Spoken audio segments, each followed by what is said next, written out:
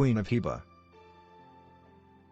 also known as the Ethiopian Makeda, flourished th century BCE. According to Jewish and Islamic traditions, ruler of the kingdom of Abba, or Sheba, in southwestern Arabia. In the biblical account of the reign of King Solomon, she visited his court at the head of a camel caravan bearing gold, jewels, and spices. The story provides evidence for the existence of important commercial relations between ancient Israel and southern Arabia. According to the Bible, the purpose of her visit was to test Solomon's wisdom by asking him to solve a number of riddles.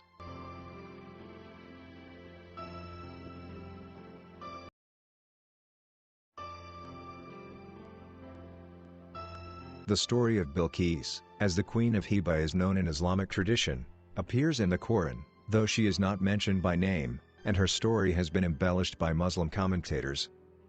The Arabs have also given Bilqis a southern Arabian genealogy, and she is the subject of a widespread cycle of legends.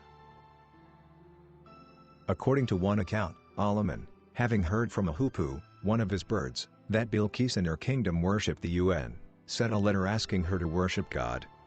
He replied by sending gifts, but, when Solomon proved unreceptive to them, she came to his court herself, the king's jinn. Meanwhile, fearing that the king might be tempted into marrying Bilqis, whispered to him that she had hairy legs and the hooves of an ass. Solomon, being curious about such a peculiar phenomenon, had a glass floor built before his throne so that Bilqis, tricked into thinking it was water, raised her skirts to cross it and revealed that her legs were truly hairy. Solomon then ordered th jinn to create a depilatory for the queen.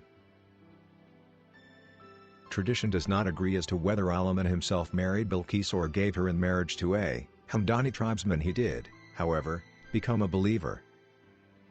The Queen of Sheba appears as a prominent figure in the Kebra Nagast, Glory of King, the Ethiopian national epic and foundation story. According to this tradition, the Queen of Sheba, called Makeda, visited Solomon's court after hearing about his wisdom. He stayed and learned from him for 6 months. On the last night of her visit, he tricked her into his bed, and she became pregnant. He returned to her kingdom, where she bore Solomon a son, Menelik. I was made king by his father, thus founding the royal Solomonic dynasty of Ethiopia, which ruled until the deposition of Haile Selassie in 974,